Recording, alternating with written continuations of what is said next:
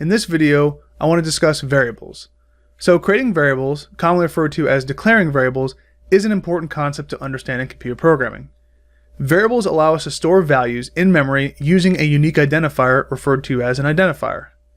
Now, an identifier is a unique identifier used to reference a variable, function, class, module, or any other object in code. And identifiers must begin with a letter, A through Z, or an underscore, followed by 0 or more letters, underscores, and or digits, 0 through 9. And it's important to note that identifiers cannot start with a number, that is a digit 0 through 9. Declaring variables in Python could not be simpler. You start with a unique identifier for the variable name, followed by the equals operator, also referred to as the assignment operator, and then you assign it a value. So for example, if we want to create a variable for first name, which will hold a string with the value of Jessica, and we want to print that out, we'll actually see that the value Jessica is stored within that variable. Now, another important thing to note is that in Python, special characters such as punctuation symbols, the @ sign, $signs, things like that, cannot be used within an identifier's name. Using special characters will cause Python to throw an error. Like if we wanted to create a variable for last name and we use the @ sign for the A's instead of the A letter. So if we made this variable equal Smith and we try to run this, we're going to get an error. Python is also a case-sensitive programming language, so identifiers with as few as one letter case difference is valid, although it might not necessarily be recommended.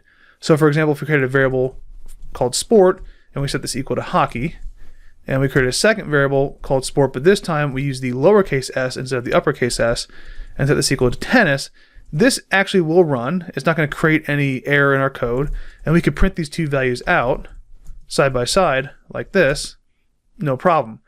That being said, you're really not going to want to do this because it's going to create confusion as far as are we referencing the variable sport with the uppercase or the lowercase, so it's not really best practice. However, it is allowed.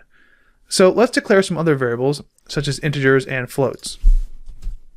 So if I create an integer variable here, and let's set this, we'll say this is number 1. Notice that it doesn't start with a digit, but we can include a digit inside of it. And we'll set this equal to 7.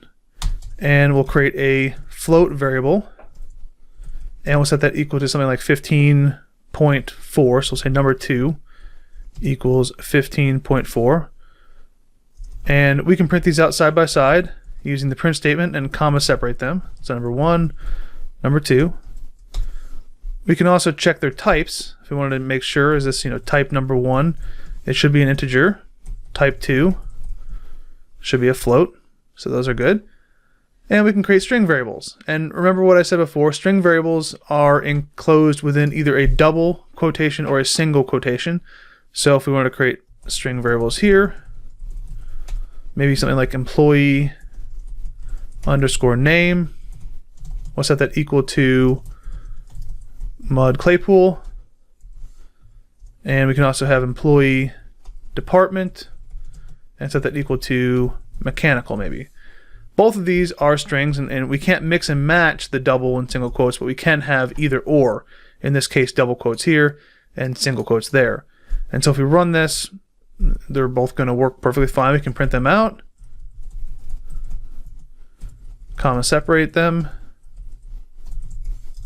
and it will say Mud Claypool, which is in the mechanical department. We also have Boolean variables. So if we wanted to create some Boolean variables, again, a Boolean variable is going to have either the value of true or false. So typically when we create Boolean variables, the name that we give the variable is indicative of its purpose. So for example, if we wanted to create a flag for whether or not something is valid, so it'd either be true or false, we could say is valid and set that equal to true, or is correct and set that equals to false. Both of these would be Boolean variables, and so if we printed these out, we would see is valid, is correct, true, and false. And we can check their type by using the type method. And it says it's a bool. Lastly, variables in Python are mutable, meaning that they can change. You can easily change a variable's value, and you can also change its data type by simply redeclaring it. So for example, if we wanted to declare a variable to hold student ID number. Now we can start off by declaring it as a string. So we can say student ID, and we can set it equal to some value here. And if we want to check its type, we can say type student ID, and that is a string. We can redeclare it and give it a different value, which essentially a variable can only hold one value at a time. So if I change this value to a different, string number here, like this, that's completely fine. It's not going to throw any error here. If we want to print that out, we'll see that the value has now been replaced with this new value. But really, if it's a number, we might want it to be represented as something like an integer. So we can change this value to an integer, in this case, by simply removing the quotes. So if I just copied and pasted this and just pulled out the quotes and ran this, now if I checked its type, it's going to tell me that it is now an integer. So declaring variables, pretty straightforward. Changing its value and type, also pretty straightforward. In our next video, we'll look at how we can perform calculations using arithmetic operators.